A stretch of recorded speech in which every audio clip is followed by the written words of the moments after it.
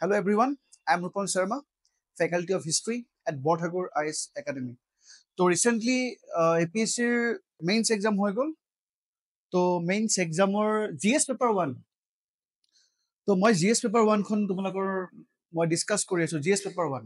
আচ্ছা, এটা GS paper 1 বুলি কোৱাৰ লগে লগে ঠিক আছে। আচ্ছা, যেটো ভিডিও হ'ব ন, যিখিনি মই তোমালোকক দিম তাৰে দুটা পাৰ্ট হ'ব, পাৰ্ট 1 এণ্ড পাৰ্ট 2 ভালকে শুনি ল'বা। পাৰ্ট 1 এণ্ড পাৰ্ট 2 ঠিক আছে।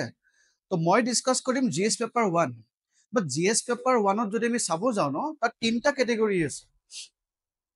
জিএস পেপাৰ 1ত যদি আমি চাব যাওঁ ন, তাত তিনটা ক্যাটেগৰিজ থাকিব। আচ্ছা, বিফোৰ স্টাৰ্টিং ভিডিও মই এটা কথা ক'ব বিচাৰিছো যে এনেকুৱা নহয় যে মই ডাইৰেক্টলি মেইনছৰ কুৱেশ্যন উঠাইছো আৰু মেইনছৰ কুৱেশ্যনটো মই ডাইৰেক্টলি ডিসকাস কৰিছো, তেনেকুৱা কথা নহয়, ঠিক আছে। তো ইয়াত যোনে ফৰ দ্য ফাৰ্ষ্ট টাইমৰ কাৰণে চাই আছে তাহাঁতৰ কাৰণেও এইটো ভিডিও হয়, ঠিক আছে। মানে যোনে যোনে প্ৰিলিমছ নাই দিয়া বা প্ৰিপাৰেচন কৰি আছে তাহাঁতেও এইটো ভিডিও চাব পাৰে।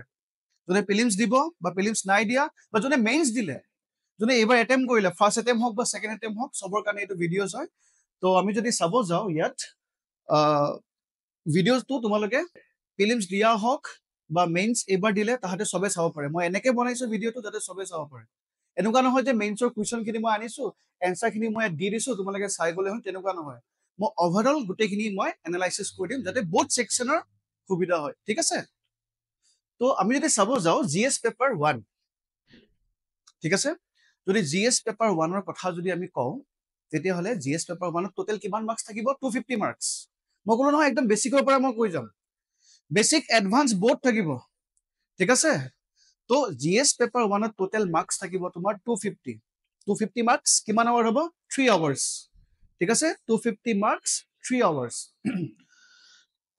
এতিয়া আমি যদি চাব যাওঁ তো জিএছ পেপাৰ 1ত টোটেল তোমাৰ তিনটা সেকশন থাকিব। ওৱান ইজ সোসাইটি, নেক্সট আহিব তোমাৰ হিষ্ট্ৰী, এণ্ড থাৰ্ড কি আহিব তোমাৰ জিঅ'গ্ৰাফি। তো হিষ্ট্ৰী চোৱা লিখাই আছে ইয়াত, history, geography and what? Society, ঠিক আছে। তিনটা সেকশন মেনশন কৰা আছে, history, society and geography, okay. তো জিএছ পেপাৰ 1 তো টোটেল চোৱা, আমি যদি চাব যাওঁ সোসাইটিৰ পৰা টোটেল মাৰ্কছ আহিছে 65 মাৰ্কছ, 65 মাৰ্কছ। হিষ্ট্ৰীৰ পৰা আহিছে তোমাৰ টোটেল মাৰ্কছ 90 মাৰ্কছ, ঠিক আছে। এণ্ড দেন জিঅ'গ্ৰাফিৰ পৰা আহিছে তোমাৰ কিমান মাৰ্কছ? 95 মাৰ্কছ। তো আমি যদি পাৰ্চেণ্টেজত যদি আমি চাব যাওঁ, সোসাইটিৰ পৰা আহিছে 25%, হিষ্ট্ৰীৰ পৰা আহিছে তোমাৰ 35%, এণ্ড জিঅ'গ্ৰাফিৰ পৰা আহিছে তোমাৰ 40%। That mean history geography almost same বুলি আমি ক'ব পাৰো ইন কেছ অফ পাৰ্চেণ্টেজ। তো টোটেল নাম্বাৰ অফ কুৱেশ্যন 7, সোসাইটিৰ total number question of 5, and তোমাৰ জিঅ'গ্ৰাফি আমি যদি চাব যাওঁ তেতিয়াহ'লে টোটেল নাম্বাৰ অফ কুৱেশ্যন 8। আৰু যোনবিলাকে ফৰ দ্য ফাৰ্ষ্ট টাইম চাই আছে ভিডিঅ'জ, বা যোনে প্ৰিপাৰেচন কৰিম বুলি ভাবি আছে, বা যোনে জাষ্ট ষ্টাৰ্ট কৰিছে প্ৰিপাৰেচন, মই এতিয়া কওঁ যে টোটেল কুৱেশ্যন 20টা কুৱেশ্যন থাকিব, ঠিক আছে। 10 মাৰ্কছৰ কুৱেশ্যন 10টা থাকিব, এণ্ড 15 মাৰ্কছৰ কুৱেশ্যন থাকিব 10টা, টোটেল 20 কুৱেশ্যন। আৰু এবাৰ কৈছো 10 মাৰ্কছৰ কুৱেশ্যন থাকিব কেইটা? 10টা। আৰু 15 মাৰ্কছৰ কুৱেশ্যন কেইটা থাকিব? 10টা। টোটেল কুৱেশ্যন কিমান? 20 কুৱেশ্যন, ঠিক আছে। 10 মাৰ্কছৰ কুৱেশ্যন লিখিবৰ কাৰণে 150 words, you'll get one full page, and for 250 marks word limit কিমান হ'ব? 250 words, ঠিক আছে। তো আমি যদি চাব যাওঁ সৰি 15 মাৰ্কছৰ কাৰণে word limit কিমান থাকিব? তোমাৰ থাকিব 250 words, you will get 3 pages, ঠিক আছে। 10 মাৰ্কছৰ কাৰণে 150 words, 15 মাৰ্কছৰ কাৰণে 250 words মোৰ থাকিব। আৰু জিএছ পেপাৰ 1 আমি যদি চাব যাওঁ তেতিয়াহ'লে জিএছ পেপাৰ 1ত তোমাৰ হিষ্ট্ৰী, জিঅ'গ্ৰাফি এণ্ড দেন কি থাকিব? তোমাৰ সোসাইটি। আৰু হিষ্ট্ৰীৰ লগত ইনক্লুডেড থাকিব পষ্ট ইণ্ডিপেণ্ডেঞ্চ, হিষ্ট্ৰীৰ লগত ইনক্লুডেড থাকিব তোমাৰ post independence and art and culture. তো গোটেইখিনি এড হৈ থাকিব ইয়াত, ঠিক আছে। তো আমি চালো ক'ত কিমানখিনি কেনেকে কুৱেশ্যন আহিছে। তো society 25%, and then history 35%, and geography আহিব তোমাৰ 40%, ঠিক আছে। আচ্ছা, তো চোৱা গোটেইখিনি কুৱেশ্যন মই এটা ছেশ্যনত ডিছকাছ কৰাটো প্ৰেক্টিকেলি পচিবল নহয়। আচ্ছা, মই গোটেইখিনি কুৱেশ্যন ডিছকাছ কৰি দিব পাৰোঁ, টোটেল 20টা কুৱেশ্যন মই ডিছকাছ কৰিব পাৰোঁ, বাট কোৱালিটি ডিছকাশ্যন নহ'ব। মই যাতে ফৰ দ্য ফাৰ্ষ্ট টাইম যোনে চাই আছে, যোনে প্ৰিপাৰেচন কৰিছে, যোনে প্ৰিলিমছ নাই দিয়া, ঠিক আছে, যোনে প্ৰিলিমছ নাই দিয়া, তো তাহাঁতৰ কাৰণে যাতে গোটেইখিনি চবৰ কাৰণে যাতে সুবিধা হয়, যোনে প্ৰিলিমছ দিয়া নাই বা যোনে মেইনছ দিলে, যোনে ছেকেণ্ড এটেম্প দিলে, তো তাহাঁতৰ কাৰণে মই অভাৰঅল এনালাইচিছ কৰি মই বনাইছো। তো সেইকাৰণে ভিডিঅ'টো তোমাৰ দুটা পাৰ্ট হ'ব, first part and second part. গোটেইখিনি মই ডিছকাছ কৰি আছো, অকল মই কুৱেশ্যন ল'ম ডিছকাছ কৰি দিম তেনেকুৱা নহয়, অভাৰঅল মই এনালাইচিছ কৰিম। ঠিক আছে, অ'কে ফাইন। তো এইটো কুৱেশ্যন নম্বৰ কিমান সুধিছে? Question number 6। Question number 6। Question number 6 চোৱা, এবাৰ কুৱেশ্যন অসমীয়াটো আহিছে। ঠিক আছে, ইয়াত কুৱেশ্যন সুধিছে, critically evaluate depiction of partition horror of India in 1947 in any contemporary Indian novels. ঠিক আছে, আমি যদি চাব যাওঁ কুৱেশ্যনটো কি দিছে, critically evaluate the depiction of partition horror of India in 1947 in any contemporary Indian novels. যিকোনো এখন সাম্প্ৰতিক ভাৰতীয় উপন্যাসত 1947 চনৰ ভাৰত বিভাজনৰ বিভীষিকা কেনেদৰে বৰ্ণিত হৈছে তাৰ এক সমালোচনাত্মক মূল্যায়ন আগবঢ়াওক। ঠিক আছে, মানে আমাৰ ইণ্ডিয়া যেতিয়া পাৰ্টিশ্যন হ'ল ন 1947ত, সেই পাৰ্টিশ্যন টাইমত যিখিনি কেৱজ হৈছিলে, যিখিনি যাক আমি মেন মেড ডিজাষ্টাৰ বুলি কওঁ, ঠিক আছে, যিখিনি তোমাৰ ভাইলেঞ্চ হৈছিলে, ঠিক আছে, তো সেইখিনিৰ ওপৰত এক্সপ্লেইন কৰিব দিছে। বাট কেনেকে এক্সপ্লেইন কৰি দিব দিছে, যে সেইটো টাইমত কণ্টেম্পৰাৰী কিছুমান নভেল আছিলে, সেই কণ্টেম্পৰাৰী নভেলছ বিলাকত যিখিনি এক্সপ্লেইন কৰা আছে সেইখিনিক আমি ৰেফাৰেঞ্চত লৈ পিনে আমি কি কৰিব লাগিব, কুৱেশ্যনটো এনচাৰ কৰিব লাগিব। আমি এখন নভেলৰ ৰেফাৰেঞ্চ লৈ, আমি গোটেই নভেলখনৰ ষ্টৰি আমি লিখিব নালাগে, যিকোনো এখন কণ্টেম্পৰাৰী নভেল ল'ব লাগিব, যিখন নভেলত কমপ্লিটলি এক্সপ্লেনেশ্যন কৰা আছে পাৰ্টিশ্যন অফ ইণ্ডিয়াৰ কথা, যে কেনেকে পাৰ্টিশ্যন অফ ইণ্ডিয়াৰ টাইমত তোমাৰ হিন্দু মুছলিমৰ মাজত কমিউনেল ৰাইটছ হৈছিলে, ঠিক আছে, কেনেকে লেক্স অফ উইমেন ৰেপ হৈছিলে, 1 crore পিপল ডিছপ্লেচ হৈছিলে, ঠিক আছে। তো এই গোটেইখিনি বস্তু আমি ইয়াত মেনশ্যন কৰিব লাগিব। বাট মনত ৰাখিব লাগিব যে ৱৰ্ড লিমিট মেনশ্যন কৰা আছে, ঠিক আছে। তো ৱৰ্ড লিমিট কিমান মেনশ্যন কৰা আছে? ৱৰ্ড লিমিট মেনশ্যন কৰা আছে তোমাৰ 150 words, ঠিক আছে, 150 words, 10 marks 150 wordsত মেনশ্যন কৰিব দিছে, 10 marks 150 words, ঠিক আছে। তো ফাৰ্ষ্ট কুৱেশ্যনটোলৈকে আমি যাওঁ। ফাৰ্ষ্ট কুৱেশ্যনটোলৈকে যাওঁ। Critically evaluate the depiction of partition horror of India in 1947. PPT তোমালোকে ডেছক্ৰিপশ্যনত পাই যাবা, যিটো PPT আছে চিন্তা কৰিব নালাগে, ডেছক্ৰিপশ্যনত পাই যাবা, বা ইয়াতে আমাৰ চেনেলত কণ্টেক্ট কৰিলে হ'ল, ফোন নম্বৰত গোটেইখিনি PPT পাই যাবা, ঠিক আছে। মই PPT প্ৰভাইড কৰি দিম, চিন্তা কৰিব নালাগে। Critically evaluate the depiction of partition horror of India in 1947 in any contemporary novel, 10 marks, ঠিক আছে। প্ৰবলেমটো ক'ত হ'ল ইয়াত, ইন এনি কণ্টেম্পৰাৰী নভেল। যদি তোমালোকক দিলে হয় ন যে critically evaluate the depiction of partition horror of India, তেতিয়া কুৱেশ্যনটো ইজি আছিলে।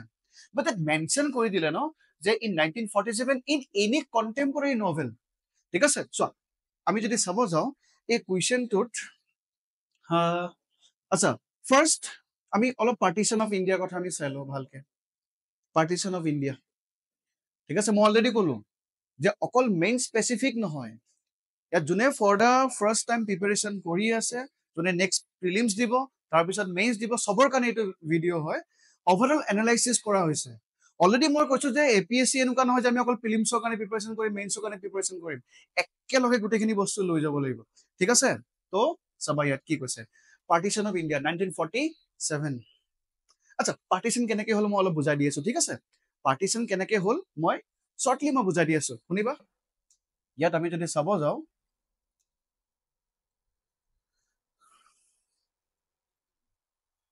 yes, পাৰ্টিশ্যনত যদি আমি কথা ক'ব যাওঁ ন, তেতিয়াহ'লে শুনিবা, জাষ্ট শুনি লোৱা। মই আৰু গোটেইখিনি ভিডিঅ'ছ মই লৈ আনিম, চিন্তা কৰিব নালাগে, জাষ্ট এতিয়া শুনি যোৱা। মই শ্বৰ্টলি মই গোটেইখিনি বস্তু কৈছো পাৰ্টিশ্যন ষ্টৰিটো, শুনিবা। 1946 কিমান ক'লো মই, 1946 শুনিবা দেই, 1946। 1946ত তোমাৰ নেভিয়ে ন ৰিভল্ভ কৰি দিলে, the royal Indian navy mutiny বুলি কয়।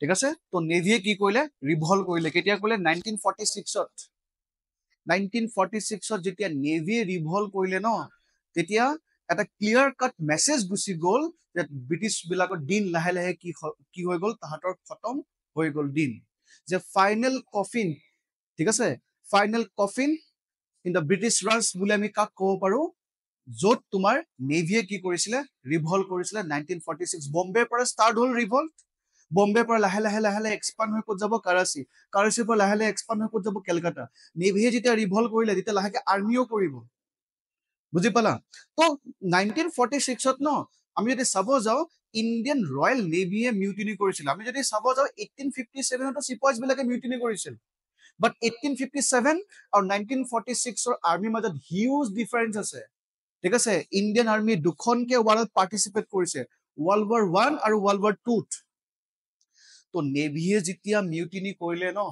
within a week more than 300 European were killed British গভৰ্ণমেণ্টে ভয় খাই গ'ল ঠিক আছে তো ব্ৰিটিছ গভৰ্ণমেণ্টে ভয় খাই গ'ল যে আমাৰ দিন লাহে লাহে খতম হ'ব গৈ আছে ইয়াত গোটেই কমপ্লিটলি ব্লাড চিড হ'ব ঠিক আছে তো ব্ৰিটিছ গভৰ্ণমেণ্টে যেতিয়া ভয় খাই গ'ল তাহাঁতে গম পালে যে আমাৰ দিন লাহে লাহে লাহে ইণ্ডিয়াত খতম হ'ব গৈ আছে তো তাহাঁতে কি কৰিলে কেবিনেট মিছন পঠালে মানে ইণ্ডিয়াৰ লগত কথা পাতিবৰ কাৰণে ইণ্ডিয়ান লিডাৰ্ছ বিলাকৰ লগত কথা পাতিবৰ কাৰণে এখন মিছন পঠালে সেইটো কি আছিলে কেবিনেট মিছন প্লেন ঠিক আছে তো কেবিনেট মিছন প্লেন পঠালে তাহাঁতে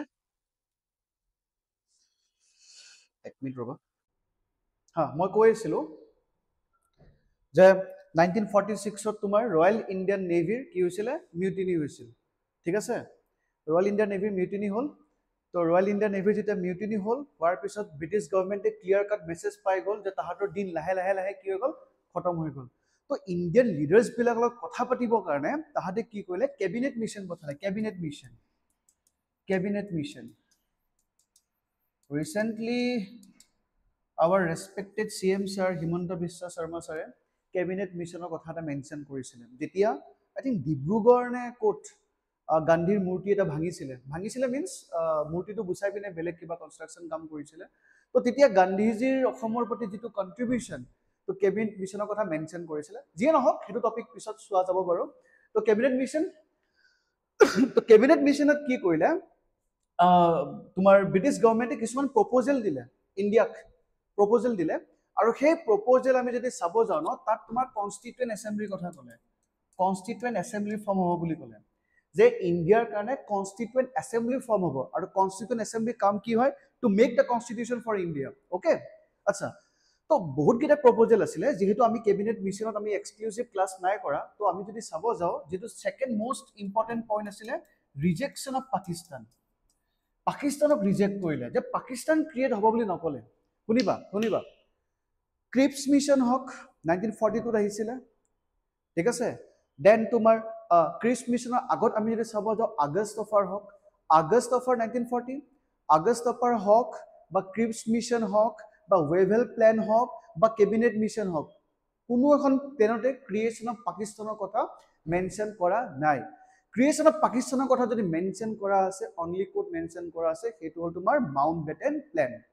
তো আমি যদি চাব যাওঁ ন পাকিস্তান ক্ৰিয়েশ্যনৰ কথা তোমাৰ কেবিনেট মিছন প্লেনতো কি কৰিলে ৰিজেক্ট কৰিলে যে কৈছে পাকিস্তান ক্ৰিয়েট হ'ব নোৱাৰে বোলে কিয় হ'ব নোৱাৰে পাকিস্তান যদি পাকিস্তান ক্ৰিয়েট হয় ন তেতিয়াহ'লে কি হ'ব regional ties would be break যিটো ৰিজনেল টাইজ ন সেইটো ব্ৰেক হ'ব পাৰে ডেট মিনছ যদি পাকিস্তান যদি ক্ৰিয়েট হয় ন তেতিয়াহ'লে ক'ত ক্ৰিয়েট হ'ব অবভিয়াছলি ইয়াত ক্ৰিয়েট হ'ব এইটো area and then this area ঠিক আছে ইয়াত পাকিস্তান হ'ব this is west Pakistan and this is what east Pakistan present day Bangladesh ঠিক আছে যদি পাকিস্তান ক্ৰিয়েট হয় ন on the basis of religion তেতিয়াহ'লে ৰিজনেল টাইজ ব্ৰেক হ'ব কমিউনিকেশ্যনৰ প্ৰব্লেম হ'ব পাৰে তো সেইকাৰণে কি কৰিলে কেবিনেট মিছন প্লেনে কি কৰিলে তোমাৰ পাকিস্তান ক্ৰিয়েশ্যন ৰিজেক্ট কৰিলে ডাইৰেক্টলি ক'লে ন যে বেংগলখন ডিভাইড কৰিব লাগিব যদি পাকিস্তান ক্ৰিয়েট কৰোঁ বোলে পাঞ্জাবখন ডিভাইড কৰিব লাগিব যদি আমি পাকিস্তান ক্ৰিয়েট কৰোঁ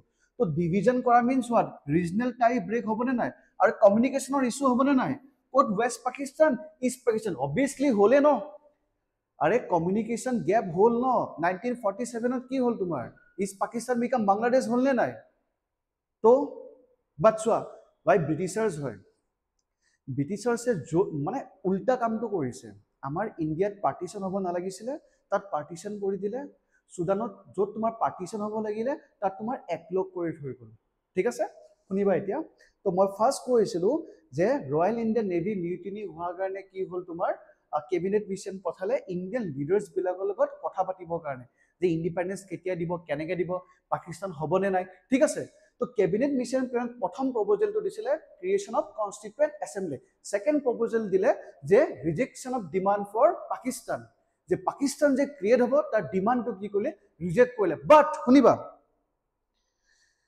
ব্ৰিটিছাৰ্ছে যদিও তোমাৰ পাকিস্তান ক্ৰিয়েশ্যন হোৱাৰ যিটো প্ৰপ'জেল ৰিজেক্ট কৰিলে ন কিন্তু পাকিস্তান ক্ৰিয়েট হ'ব পৰাকৈ এটা প্ৰভিজন তাহাঁতে ৰাখি থ'লে যাতে পাকিস্তান যাতে ক্ৰিয়েট হয় ন তো পাকিস্তান ক্ৰিয়েট হ'ব পৰাকৈ তাহাঁতে কি কৰিলে এটা প্ৰভিজন এটা ৰাখি থ'লে কেনেকৈ ৰাখিলে তাহাঁতে চাবা তাহাঁতে যিমানবিলাক প্ৰভিন্স আছে ন অল টোটেল তোমাৰ 11খন প্ৰভিন্স আছিলে তো 3খন প্ৰভিন্স তাহাঁতে কি কৰিলে 3টা ছেকশ্যনত ডিভাইড কৰিলে section A section B and section C section A section B and section C তো ছেকশ্যন এত তাহাঁতে ৰাখি দিলে হিন্দু মেজৰিটি ছেকশ্যন বিত ৰাখিলে তাহাঁতে মুছলিম মেজৰিটি আৰু ছেকশ্যন চিত ৰাখিলে তাহাঁতে মুছলিম মেজৰিটি মানে যিকেইখন প্ৰভিন্স মুহাম্মদ আলী জিন্নাই ডিমাণ্ড কৰি আছিলে যে পাকিস্তান হ'ব সেইকেইখন প্ৰভিন্স তাহাঁতে কি কৰিলে মুছলিম মেজৰিটি বুলি ছেপাৰেটলি তাহাঁতে ছেকশ্যন কৰি দিলে লাইক তোমাৰ ইয়াত ৰাখিলে বেংগল আৰু ইয়াত ৰাখিলে তোমাৰ আসাম ইয়াত ৰাখিলে তোমাৰ সিন্ধ পাঞ্জাব নৰ্থ ৱেষ্ট ফ্ৰণ্টিয়াৰ প্ৰভিন্স সিন্ধ পাঞ্জাব নৰ্থ ৱেষ্ট ফ্ৰণ্টিয়াৰ প্ৰভিন্স ঠিক আছে মানে চোৱা সিন্ধ পাঞ্জাব নৰ্থ ৱেষ্ট ফ্ৰণ্টিয়াৰ প্ৰভিন্স বেংগল আসাম এইকেইখনেতো ডিমাণ্ড কৰি আছিলে ন জিন্নাই পাকিস্তান হ'ব বুলি তো ডাইৰেক্টলি তাহাঁতে ৰিজেক্ট কৰিলে যে পাকিস্তান নহয় বাট পাকিস্তান হ'ব পৰাকৈ তাহাঁতে কি কৰিলে এটা প্ৰভিজন এটা ক্ৰিয়েট কৰি থৈ দিলে গোটেই প্ৰভিন্সবিলাক ছেকশ্যনত ভাগ কৰিলে আৰু লগতে হিন্দু মেজৰিটিত কাক কাক ৰাখিলে ইউনাইটেড প্ৰভিন্স বিহাৰ উৰিষ্যা ঠিক আছে এতিয়া শুনিবা ভালকে শুনিবা জৱাহৰলাল নেহৰুৱে কি কৰিলে কেবিনেট মিছনৰ পিছত এটা ষ্টেটমেণ্ট দিলে কি ষ্টেটমেণ্ট দিলে যে এই যে কেবিনেট মিছনত যিমানখিনি প্ৰভিজন দিয়া আছে ন আমি এটা ছিংগল থিংছো আমি কি নকৰোঁ ফ'ল' নকৰোঁ আমি এটা ছিংগল প্ৰভিজন আমি ফ'ল' নকৰোঁ except we are going for what constituent assembly অকল আমি কনষ্টিটুৱেণ্ট এছেম্বলি আমি ফৰ্মেশ্যন কৰিব গৈ আছোঁ বাকী কোনো ধৰণৰ প্ৰভিজন আমি কি নকৰোঁ আমি একচেপ্ট নকৰোঁ চোৱা তো কাৰণ জানে ন জৱাহৰলাল নেহৰু জানে যে পাকিস্তান ক্ৰিয়েট হ'ব পৰাকৈ মুছলিম মেজৰিটিত কি ৰাখি থৈ দিছে এই প্ৰভিন্সবিলাক ৰাখি থৈ দিছে আকৌ জিন্নাৰ কাৰণে কি হৈছে এই যিটো তোমাৰ ছেকশ্যন কৰিছে ন section A section B section C জিন্নাৰ কাৰণে এইটো ভাল হয় কিয় ভাল হয় কাৰণ জিন্নাই জানে ব্ৰিটিছাৰ্ছ গুচি যোৱাৰ পিছত এই বি আৰু ছেকশ্যন চিক লগ লগাই জিন্নাই কি কৰিব ইন ফিউচাৰ পাকিস্তান ক্ৰিয়েট কৰিব তো জিন্নাৰ কাৰণে এইটো এডভান্টেজ হয় ন বাট নেহৰুৰ কাৰণে এইটো ডিছএডভান্টেজ তো সেইকাৰণে নেহৰুৱে ক'লে যে আমি এই ছেকশ্যনবিলাক আমি নামানো ব্ৰিটিছে যেনেকৈ তোমাৰ হিন্দু মেজৰিটি মুছলিম মেজৰিটি তেনেকৈ ছেকশ্যন কৰি থৈ দিছে ন এইবোৰ ছেকশ্যন আমি নামানো আমি অকল কনষ্টিটুৱেণ্ট এছেম্বলি এটা প্ৰভিজনে মানিম সেইটো হ'ল তোমাৰ কি আমি কেবিনেট মিছনৰ অকল এটা প্ৰভিজনে মানিম সেইটো হ'ল তোমাৰ কনষ্টিটুৱেণ্ট এছেম্বলি তোমাৰ জৱাহৰলাল নেহৰুৱে ষ্টেটমেণ্ট দি দিলে আৰু জৱাহৰলাল নেহৰু ষ্টেটমেণ্টৰ এগেইনষ্টত ঠিক আছে মুহাম্মদ আলী জিন্নাই ক'লে যে ঠিক আছে মুহাম্মদ আলী জিন্নাই গম পাই গ'ল যে আৰু পাকিস্তান ক্ৰিয়েট হোৱাটো পচিবল নহয় কাৰণ তোমাৰ জৱাহৰলাল নেহৰুৱে কেবিনেট মিছন প্লেন কি কৰিলে ৰিজেক্ট কৰিলে তো তোমাৰ মুহাম্মদ আলী জিন্নাই কি কৰিলে ডাইৰেক্ট একশ্যন ডে লঞ্চ কৰিলে 1946 16 August to achieve Pakistan, direct action to achieve Pakistan. Jamak Pakistan lage. Jiman bilak Muslim ase, sob Muslimok rastat ulai আহিব দিছে, protest কৰিব দিছে পাকিস্তানৰ কাৰণে। কেতিয়া 1946 16 August direct action day launch কৰিছে কিহৰ এগেইনষ্টত নেহৰুৰ ষ্টেটমেণ্টৰ এগেইনষ্টত নেহৰু কি ষ্টেটমেণ্ট দিছিলে যে কেবিনেট মিছনৰ আমি এটা প্ৰপ'জেল আমি একচেপ্ট নকৰোঁ গ্ৰুপিং সুপিং আমি এইবিলাক একো প্ৰপ'জেল আমি একচেপ্ট নকৰো অকল এটা প্ৰপ'জেল একচেপ্ট কৰিম কি একচেপ্ট কৰিম যে আমি কনষ্টিটুৱেন্ট এছেম্বলি ফৰ্ম কৰিব গৈ আছো তো নেহৰু ষ্টেটমেন্টৰ এগেইনষ্টত তোমাৰ মোহাম্মদ আলী জিন্নাই ডাইৰেক্ট একচন ডে লঞ্চ কৰিলে মুছলিম বিলাকক ক'লে যে সবে ৰাস্তাত ওলাই প্ৰটেষ্ট কৰ ঠিক আছে মোহাম্মদ আলী জিন্নাই কোৱা নাই যে কমিউনেল ৰাইটছ কৰ বাট কৈছে যে সব মুছলিম বিলাকক ওলাই আহিব দিছে প্ৰটেষ্ট কৰিব দিছে যদিহে সব মুছলিম বিলাক ওলাই আহে প্ৰটেষ্ট কৰে তেতিয়ালে অবভিয়াসলি কি হ'ব কমিউনেল ৰাইটছ হ'ব ন তো তেনেকে কমিউনেল ৰাইটছ 1946 ৰ 16 আগষ্টৰ পৰা ষ্টাৰ্ট হ'ল within a 10 days 10,000 মানুহ মৰিছে ইণ্ডিয়ান সাবকন্টিনেন্টত and out of 10,000 7,000 মৰিছে তোমাৰ বেংগলত the famous Calcutta killings বুলি কয় আৰু যি 1946 ত 16 আগষ্টৰ পৰা তোমাৰ ষ্টাৰ্ট হ'ল কমিউনেল ৰাইট একদম গৈ ষ্টপ হৈছে 1949-50 য'ত তোমাৰ 20 lakhs মানুহ মৰিব 20 lakhs unofficial official to কম হয় ফিগাৰ 5 lakhs 6 lakhs তেনেকে দিছে but 20 lakhs মানুহ মৰিব ঠিক আছে আচ্ছা তো 1946 কমিউনেল ৰাইটছ হ'ল কমিউনেল ৰাইটছ হোৱাৰ পিছত তোমাৰ ব্ৰিটিছ গভৰ্ণমেণ্টত তোমাৰ আছিলে Clement Attlee British prime minister আছিলে তোমাৰ ক্লিমেণ্ট এটলি তো ক্লিমেণ্ট এটলি ঠিক আছে তো ব্ৰিটিছ প্ৰাইম মিনিষ্টাৰ আছিলে তোমাৰ ক্লিমেণ্ট এটলি তো ক্লিমেণ্ট এটলিয়ে তোমাৰ এৰাউণ্ড ফেব্ৰুৱাৰী 1947 মই দেখিবা দেই টাইম বিলাক এৰাউণ্ড ফেব্ৰুৱাৰী 1947 ডিক্লেয়াৰ কৰি দিলে হাউস অফ কমনৰ পৰা what is house of common lower house of British parliament upper house of British parliament কি হয় কমেণ্টত জনাবাচোন upper house of British parliament upper house আমাৰ যেনেকৈ আছে ন ৰাজ্যসভা তো upper house of British parliament তো লোৱাৰ হাউস কি হয় হাউস অফ কমন তো 20 ফেব্ৰুৱাৰী 1947 ত তোমাৰ ক্লিমেণ্ট এটলি ঠিক আছে prime minister of Britain declare কৰিলে যে ব্ৰিটেইন উইল লিভ ইণ্ডিয়া টিল 1948 বুলি কৈছে না 47 বুলি কোৱা নাই আৰু পাৱাৰ ট্ৰান্সফাৰ কৰিবৰ কাৰণে কাক পঠাব lord Louis Mountbatten the last viceroy of India তো লৰ্ড লুইছ মাউণ্টবেটেন আহিলে এক্সটেনসিভ কথা পাতিলে কথা পাতি কোনো ধৰণৰ সলিউশন নহল সলিউশন নোহোৱা দেখি পাই মাউণ্টবেটেন আকৌ গুচি গ'ল ইউকেত গৈ তোমাৰ ক্লিমেণ্ট এটলিক বুজালে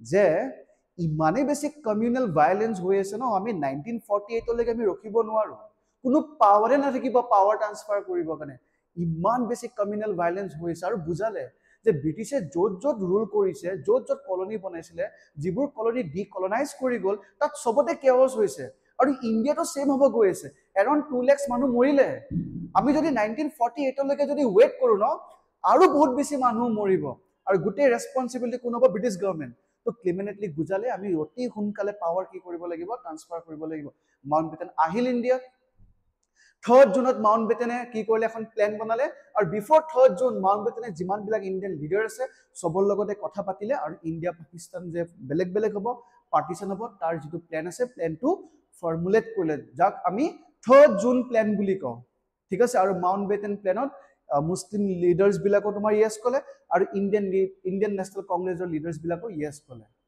কাৰণ দেখিছে ন ইণ্ডিয়ান লিডাৰ্স বিলাকে দেখিছে ইণ্ডিয়ান নেশনেল কংগ্ৰেছৰ লিডাৰ্স বিলাকে দেখিছে যে আমি যদি আৰু বেছি ৱেট কৰো ন তেতিয়াহলে আৰু বেছি কমিউনেল ৰাইটছ হ'ব যে partition is the only option বেলেগ অপচন নাই ইদাৰ পাৰ্টিশন অৰ সুইচাইড এনেকুৱা ধৰণৰ কথাবিলাক ওলাই আছিল ঠিক আছে তো এতিয়া আমি চাম যে পাৰ্টিশনৰ এনাউন্সমেন্ট হৈ গ'ল 3 জুন 1947 তাৰ আগৰ পৰা বস্তুবিলাক ওলাই আছিল যে ইণ্ডিয়া বেলেগ হ'ব পাকিস্তান বেলেগ হ'ব তো মানুহবিলাক কনফিউজ হৈ গ'ল না কিয় কনফিউজ অবভিয়াসলি হ'ব যে পাকিস্তান যে হ'ব গৈ আছে কিহৰ কাৰণে হ'ব গৈছে ইন দ্য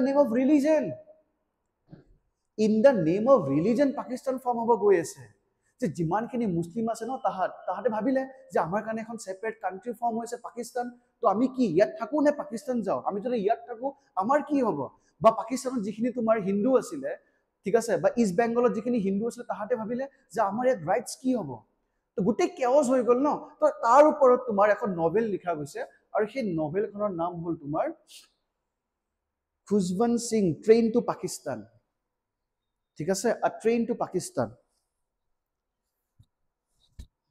ঠিক আছে তো ট্ৰেইন টু পাকিস্তান তো মই এই ট্ৰেইন টু পাকিস্তানৰ নভেলখনত যিখিনি তোমাৰ পাৰ্টিশন হৰৰ্স মেনশন কৰা আছে তাৰ ওপৰত মই এনসাৰটো লৈ আনিছো ঠিক আছে তো চাবা সমঝোতা এক্সপ্ৰেছ মোৰ দেখিবা সমঝোতা এক্সপ্ৰেছ অকল ডেড বডি যায় হা ইণ্ডিয়াৰ পৰা পাকিস্তান যাব সমঝোতা এক্সপ্ৰেছ পাকিস্তান যেতিয়া পাব ন ষ্টেচনত ৰখিব ষ্টেচনৰ পৰা এজন ছিংগল মানুহ নামি নাহে চাব যে কিয় বোলে গোটেই ডেড বডি পাকিস্তানৰ পৰা ইণ্ডিয়া হ'ব এজন ছিংগল মানুহ নামি নাহে কিয় বোলে গোটেই ডেড বডি চাব নে কি কৈছে ইয়াত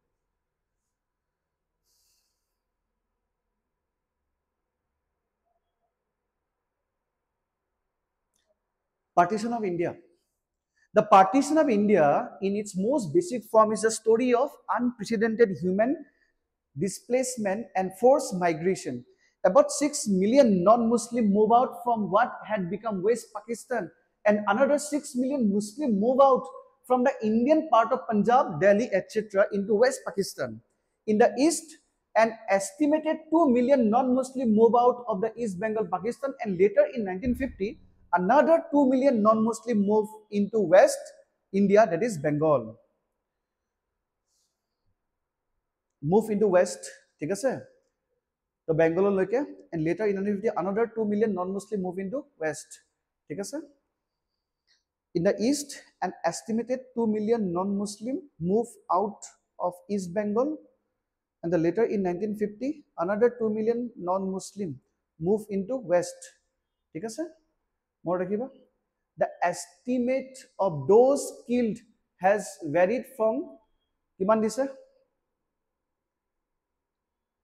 5 lakhs to over 10 lakhs.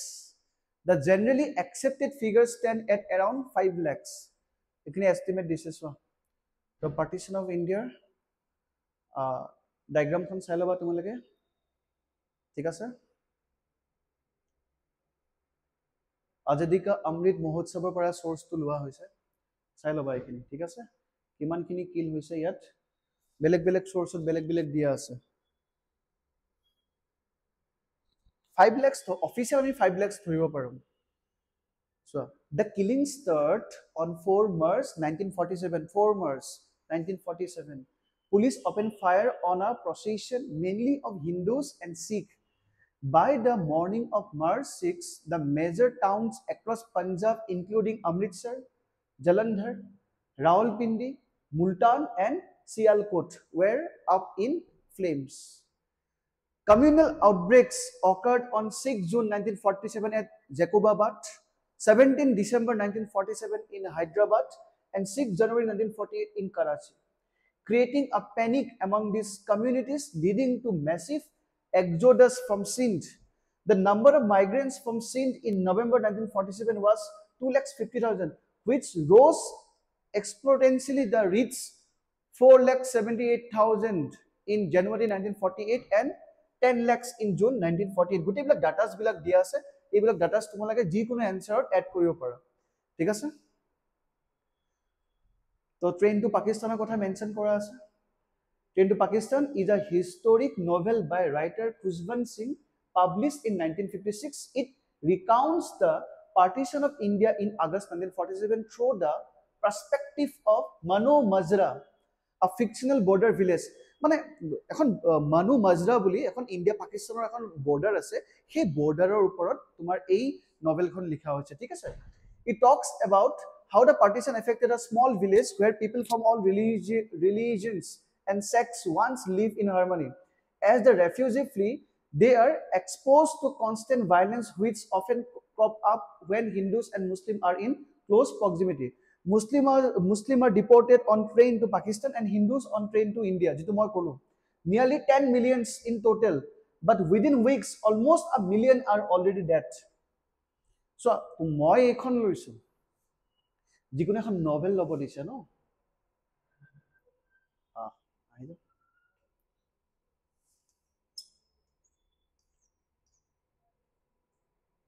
In any contemporary novel, তো মই এখন নভেল লৈছো যে খুশবন্ত সিং ট্ৰেইন টু পাকিস্তান তোমালোকে যিকোনো নভেল ল'ব পাৰা ঠিক আছে ইয়াত কি কি নভেল দিয়া আছে different theme covered in this novel আচ্ছা এখন থিমটো দিয়া আছে আচ্ছা নভেলস কিনি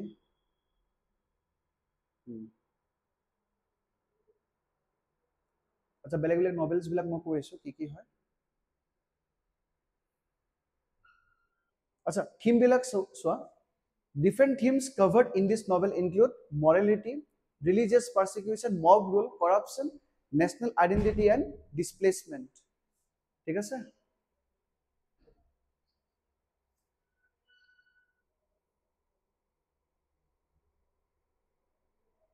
আনিছিলো মই।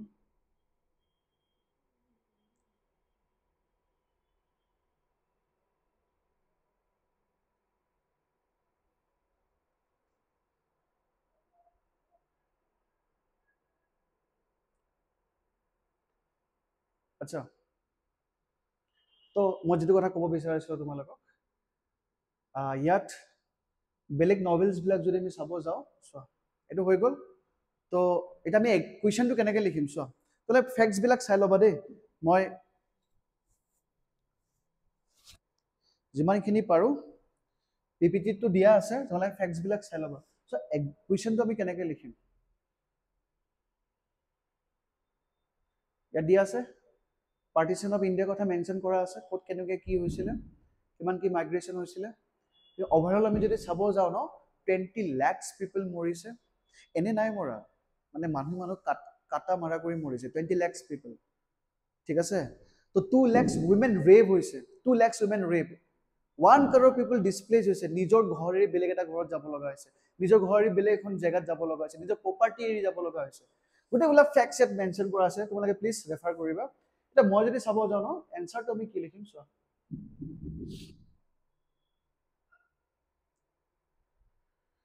Introduction.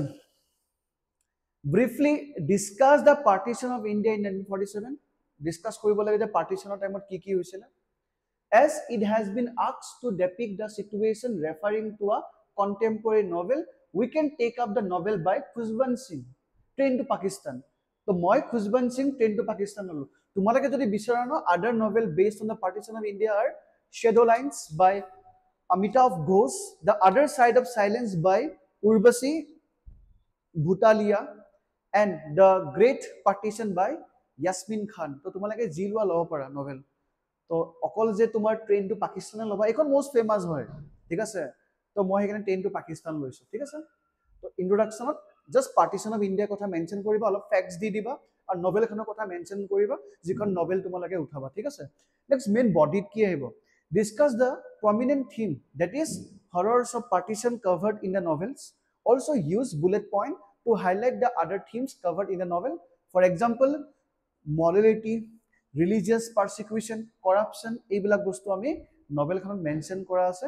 নভেলখনত মেনশ্যন কৰা আছে মিনছ হোৱাট, নভেলখন কেনেকৈ বনাইছে, সেইটো টাইমত হৈছিলে ন, কৰাপশ্যন হৈছিলে, পুলিচ অফিচাৰক তোমাৰ বাৰ বাৰ কি কৰিছিলে, কমপ্লেইন দিছিলে, বাট পুলিচ অফিচাৰবিলাকে কেতিয়াও যোৱা নাছিলে। ঠিক আছে, তো পুলিচ কৰাপ্টেড আছিলে পুলিচ। মৰেলিটিৰ ওপৰত কুৱেশ্যন আহিছিলে, আজি মই 100টা ষ্টুডেণ্টক পঢ়াই আছোঁ ইয়াত। ঠিক আছে, বৰঠাকুৰ ৰাইজ একাডেমি 100টা ষ্টুডেণ্টক পঢ়াই আছোঁ, কালি হঠাৎ কমিউনেল ৰাইটছ হ'ল। ঠিক আছে, মোকে মাৰি পেলালে, জাষ্ট ফৰ এক্সাম্পল। তো মৰেলিটি ক'ত থাকিলে, তো ইণ্ডিয়া পাকিস্তানৰ টাইমতো তেনেকৈ আছিলে, হিন্দুজ মুছলিম ফেমিলিজবিলাক একেলগে আছিলে ইমান বছৰ ধৰি। বাট যেতিয়া পাৰ্টিশ্যনৰ নিউজটো ওলাল, নিউজটো ওলোৱাৰ টাইমত চব বেলেগ বেলেগ হৈ গ'ল। ঠিক আছে, কোনো কাকো চিনি নোপোৱা হৈ গ'ল। ইমান দিনে যে তাহাঁতে একেলগে আছিলে, ক'ত গ'ল সেই মৰেলিটি, ক'ত গ'ল, তাৰ ওপৰত কুৱেশ্যন কৰিছে। ঠিক আছে, বুজি পালা?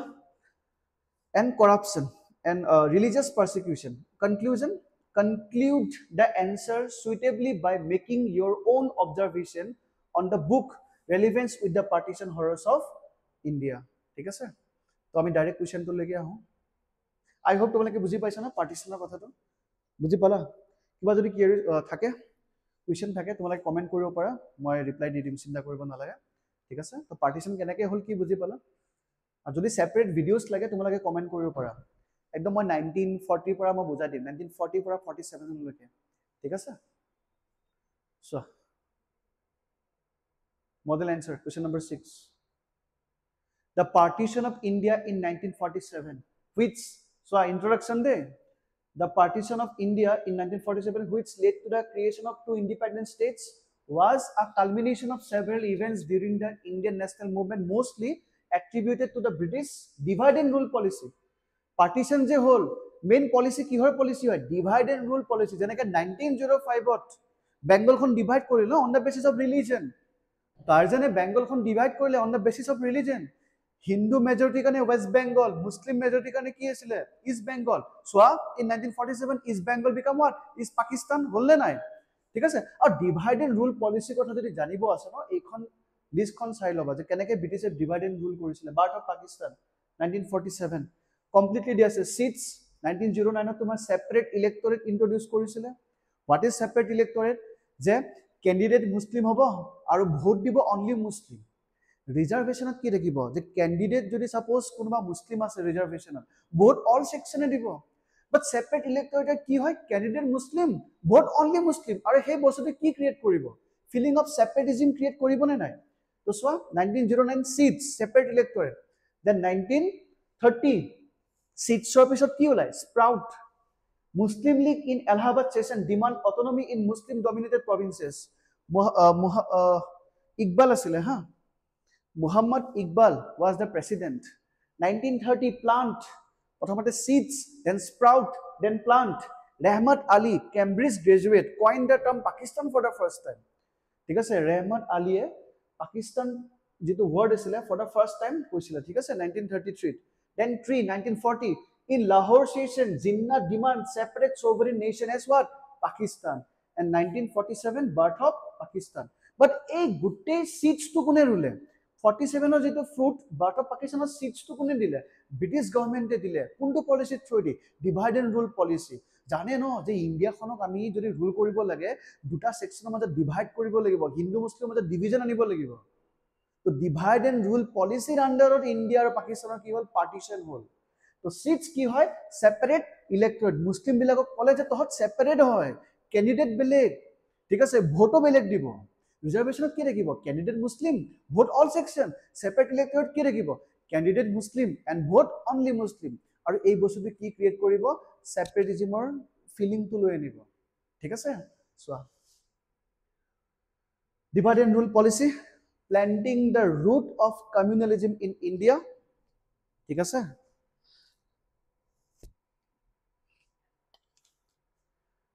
Communalism was later cultivated by Jinnah and the League in 1940s in the form of Pakistan.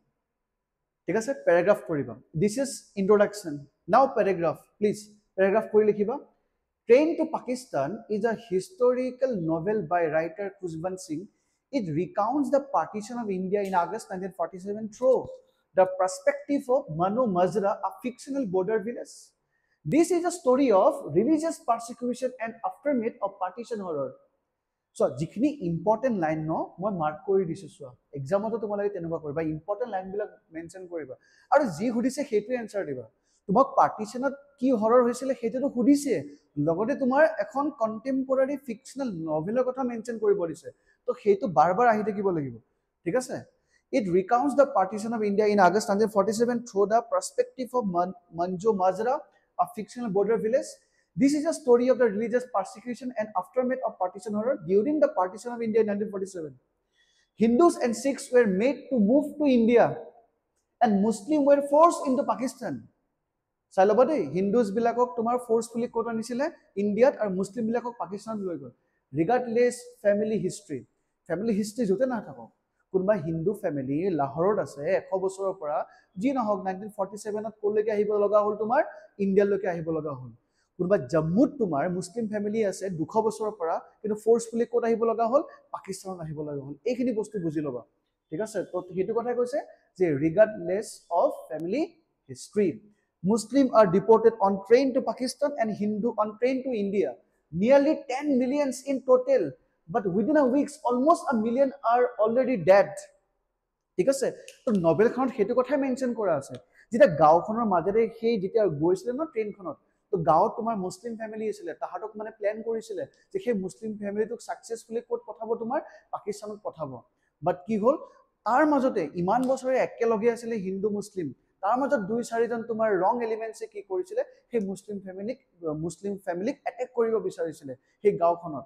তো গোটেই নভেলখনত সেইখিনি কথা মেনশ্যন কৰা আছে, ঠিক আছে। গোটেই ডেড বডিজবিলাক আহিব, গাঁওখনৰ মানুহে দেখিব ন যে ষ্টেচনত কোনো মানুহ নুমি নাহে, পাকিস্তানৰ পৰা যিখিনি হিন্দু আৰু শিখ আহিব, ঠিক আছে, তাহাঁতে দেখিব যে আমি ইয়াৰ পৰা মুছলিমখিনিক কিয় ছেফলি যাব দিম, আমিও কিল কৰিম। বাট তাৰ মাজতো 2-এজনে কিন্তু কি কৰিলে, মুছলিমবিলাকক বচালে কিন্তু। তো সেই মৰেলিটিৰ কথাও মেনশ্যন কৰা আছে, চাই ল'বা। ঠিক আছে? Muslims are deported on train to Pakistan and Hindus on train to India. But within weeks, almost a million are dead.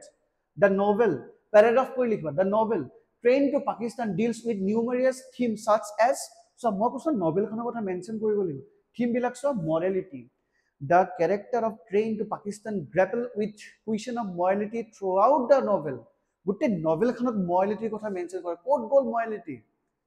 যে মানুহ নহলে থাকিব নোৱাৰে, মানুহ নোহোৱাকে থাকিব নোৱাৰে, কিন্তু আজি মানুহক মাৰিছে, ঠিক আছে, কাটি মাৰি মেলিছে। নবেলখন এবাৰ পঢ়িলে গম পাবা যে নোৱাৰি, মানে যিটো সিচুৱেশ্যন তাত মেনশ্যন কৰা আছে ন, কিছুমান ইনচিডেণ্ট মেনশ্যন কৰা আছে তাত। সতলুজ ৰিভাৰত ন অকল জাষ্ট ডেড বডি ফ্ল' হৈ আছিলে, নবেলখনত মেনশ্যন কৰা আছিলে, ঠিক আছে। চাবা, though the differences between the religious are mentioned briefly in the novel, most of the strife between the two groups stems from act of violence, both past and present, each side commits against the other. Religious persecution, already মই কলো যে হিন্দু মাৰিলে মুছলিমক, মুছলিম মাৰিব হিন্দুক। Religious persecution is one of the driving forces in Train to Pakistan. ট্ৰেইনখনৰ নাম কি আছিলে? সমঝোতা এক্সপ্ৰেছ। অকল ডেড বডি গৈছিলে, ডেড বডি ষ্টেচনত ৰখি থাকে ন, যে আহিছে পাকিস্তানৰ পৰা হিন্দুজ বিলাক, ইণ্ডিয়ান মানুহবিলাকে ৰখি থাকে, বাট কি আহিব? অকল ডেড বডি। সেম তেনেকে পাকিস্তানত ৰখি থাকিব, তাত কি আহিব? ডেড বডি, ঠিক আছে। So religious persecution is one of the driving force in Train to Pakistan and in partition of India as a whole. The partition of India was the division of Muslim Pakistan from the Sikh India. Mob rule. During the partition of India, a power vacuum occurred as the newly created Indian and Pakistani government struggled to establish and maintain control in this vacuum. But a vacuum hoy goisile no, Sikh and Muslim villages are pillaged and looted, and the people from both religion are attacked, raped and murdered. So a mob rule, religious persecution duniyake dia ase, corruption mo kolu nohoy, Nobel khon mention kora ase, police officer tat jay kejonman manu goi pine koy যে এনুকা এখন train এখন গৈ আছে আৰু ট্ৰেইনত মানে মুছলিম যিখিনি passenger আছে তাহাতক মানে মাৰি পেলাবৰ কাৰণে প্লেন কৰিছে, পুলিচক খবৰ দিব যায়, বাট পুলিচে একো একচন নলয়। কৰাপচন, বুজি পালা? তো for a portion of Train to Pakistan, for a portion of Train to Pakistan, corrupt government of official and policemen are the main villain of the story. National identity, মানুহবিলাক কনফিউজ হৈ গ'ল যে আমি ক'ৰ হয়, আমি ইণ্ডিয়াৰ হয় নে পাকিস্তান হয়। পাকিস্তানৰ পৰা যিখিনি হিন্দু শিখ আহিলে লাহোৰৰ পৰা অমৃতসৰ, তাহাঁতে কনফিউজ যে আমি পাকিস্তানী হয় নে ইণ্ডিয়ান হয়, কি হ'ব আমাৰ নেশ্যনেল আইডেণ্টিটি, কোন হয়, ইণ্ডিয়া কি হয়, পাকিস্তান কি হয়। ইমান বছৰ আমি ব্ৰিটিছৰ এগেইনষ্টত একেলগে ফাইট কৰিছিলো, হ'ল কি আজি, ঠিক আছে। তো ইয়াত দিয়া আছে, at the heat of 1947 partition of India are question of the national identity. What does it mean to be Indian and what does it mean to be Pakistani? Question আহি গ'ল যে পাকিস্তানী হোৱাৰ কি হয়, মিন কি হয়, হিন্দুস্তানী হোৱাৰ মিন কি হয়, হয় কি আমি, হৈ কি আছে আমাৰ লগত, ঠিক আছে। For many Muslims forced to leave India for Pakistan because of their religion, these questions are particularly pressing. Displacement already করো 1 crore মানুহ তোমাৰ ডিসপ্লেস হৈছে, বাবা না তুমি নিজৰ ঘৰৰ পৰা বেলেগ এখন জেগাত যাব লাগিব, নিজৰ প্ৰপাৰ্টিৰ একো প্ৰপাৰ্টি তুমি ল'ব নোৱাৰা। Force migration, the biggest man made disaster, ঠিক আছে। Central to the partition of India is the displacement of 10 million Indian and Pakistanis in the year 1947. Singh paints a grim picture of this movement and subsequent displacement in the opening pages of Train to Pakistan, ঠিক আছে।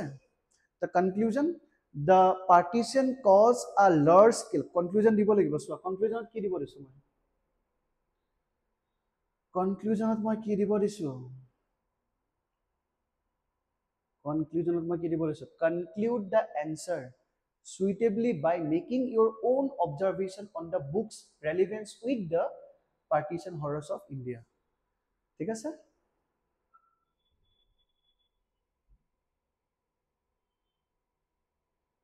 The partition caused a large-scale loss of life and an unprecedented migration between the two dominions. In the migration took place, it has been estimated that between 14 million and 18 million people moved, and perhaps more. Excess mortality during the period of the partition is usually estimated to have been around 1 million. The violent nature of the partition created an atmosphere of hostility and suspicion between India and Pakistan that affect their relationship of these days. So, আজিও India আৰু পাকিস্তানৰ relation ভাল নহয় কিহৰ কাৰণে সেই 1947 যিখিনি incident হৈছে ইমান ৱৰ্ষ্ট ন ভাবা না তুমি 20 লাখ মানুহ মৰাটো ইমান ধেমালি নহয় অফিচিয়েল 5 লাখ সেইটো মই ক'ব নাযাওঁ 20 লাখ 1 crore পিপল মানুহ ডিছপ্লেচ হৈছে আৰু 2 লাখ উইমেন ৰেপ তো সেই বস্তুবোৰ কোনোবা পাহৰিব পাৰিব নেকি তো আজিও ইণ্ডিয়া পাকিস্তানৰ ৰিলেশ্যন ভাল নহয় ন যেনেকৈ নেনকিন মাছাকাৰ তোমালোকে পঢ়িবা ৱৰ্ল্ড হিষ্ট্ৰীত জাপানিজ বিলাকে কেনেকৈ এট্ৰচিটিজ কৰিছিলে চাইনিজ চিটিজেনৰ লগত তো চাইনা আৰু জাপানৰ ৰিলেশ্যন আজিও বেয়া আজিও যেতিয়া চাইনা আৰু জাপানে এনেকৈ ইনচেক কৰিব যায় ন ৰিলেশ্যন ভাল কৰিব যায় ন সেই লগালগ নেনকিন মাছাকাৰৰ কথা মনত আহে তো ইণ্ডিয়া পাকিস্তানৰ সেই পাৰ্টিশ্যন হোৱাৰ কথা এতিয়াও মানুহবিলাকে মনত পেলায় সেইটো বস্তু এতিয়াও এফেক্ট কৰে বুলি ইয়াত কৈছে তো থেংক ইউ এভৰিৱান যেহেতু টাইম লিমিটেড হয় তো গোটেইখিনি পাৰ্সপেক্টিভ মই চাব লাগিব ঠিক আছে তো অকল মই ডাইৰেক্টলি মেইন স্পেচিফিকো বনাব নোৱাৰোঁ গোটেই মই বেছিকৰ পৰা ষ্টাৰ্ট কৰিব নোৱাৰোঁ তো তোমালোকে যদি ছাপোৰ্ট দিয়া মই তেনেকৈ আৰু ভিডিঅ'জবিলাক বনাম অলপ টাইম দিয়া মই গোটেই ইণ্ডিয়ান হিষ্ট্ৰী মই ক্ৰনলজিকেলি মই ধুনীয়াকৈ বনাই দিম যদিহে তোমালোকে ভালকৈ কমেণ্ট কৰা মই ভাল বেয়া কথা কোৱা নাই যদি লাগে যদি ভিডিঅ'জ লাগে তোমালোকক তেতিয়া কমেণ্ট কৰিবা ঠিক আছে তো thank you subscribe Borthakur IAS Academy YouTube channel ঠিক আছে আৰু ছেকেণ্ড পাৰ্টত মই লৈ আহিছোঁ তোমালোকৰ কুৱেশ্যন মিডিয়েভেল ইণ্ডিয়াৰ কুৱেশ্যন সুধিছে ভক্তি মুভমেণ্টৰ ওপৰত ঠিক আছে elements of dissent and protest were inherent in the preaching of the various bhakti saint in medieval India discuss with example ঠিক আছে নেক্সট কুৱেশ্যন ঠিক আছে আমি ছেকেণ্ড পাৰ্টত ডিছকাছ কৰিম okay Thank you for today. Okay.